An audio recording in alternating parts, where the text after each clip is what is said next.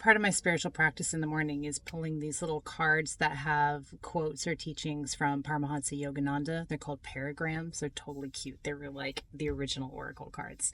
Paramahansa Yogananda, in case you're not aware, is the gentleman who brought yoga and meditation, particularly Kriya Yoga, from the East to the West. He's sort of the father of modern day yoga. The one that I read yesterday morning, which I meant to put in my pocket so I could talk to you about it here, but I forgot to do it, said something to the effect of this, and I'm sure I'm paraphrasing, but it talked about ambition and spirituality. And Yogananda says nobody can be satisfied purely with material ambition, and nobody can be satisfied purely with spiritual ambition. You have to find a way to merge the two and balance the two. And what Yogananda said is when you find some way to make your living being of service to other people, or in a spiritual way, having some kind of impact on the world, that is when we as humans find our greatest fulfillment. You'll hear me say, you are meant to be of service through the vehicle of your passion. And Yogananda takes it further and said, you're supposed to get paid for your spiritual service, for your passion, because that is how the material and the spiritual comes together and we find ultimate fulfillment. And it's so frustrating for so many of us in the spiritual world, especially those that grew up with a heavy Christian influence, which can be very like poverty minded or puritanical, like take oaths of poverty, like you're not supposed to charge for spiritual work, that's bad, that's wrong, and a lot of that kind of behavior. I grew up with the Hindu influence that I just talked about, and paganism of all things, and I still managed to embody some of that shit about like not charging for spiritual work or not giving selflessly. Like we need to give selflessly for spiritual people. And I know that there are times when I do give selflessly, but I feel called to give selflessly, and my payment for that is in the healing and the changes that happen in the people that I give to selflessly. But there are other times when there needs to be a monetary exchange in order for me to feel fulfilled, for the material aspect of my human experience to feel fulfilled.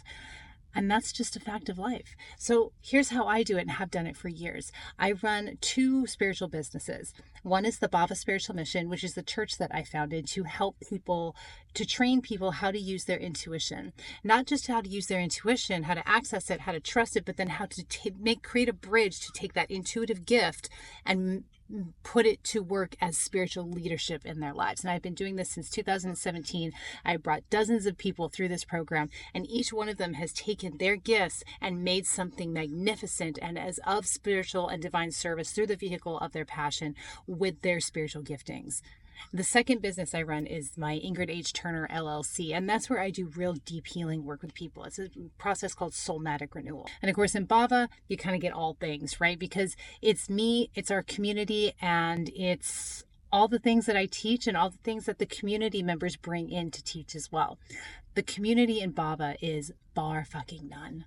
You will find it nowhere else in the world. I am absolutely confident when I say those words. If you're out there feeling like a spiritual hermit, you're all alone, people don't get you, when you come into Bhava, you will be got. Bhava is extraordinary because we have all walks of faith coming into our community, and everybody connects because we are all share that same thread of faith.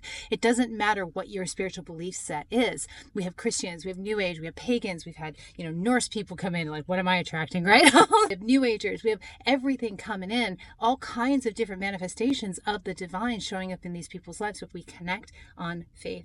And we connect through empowerment.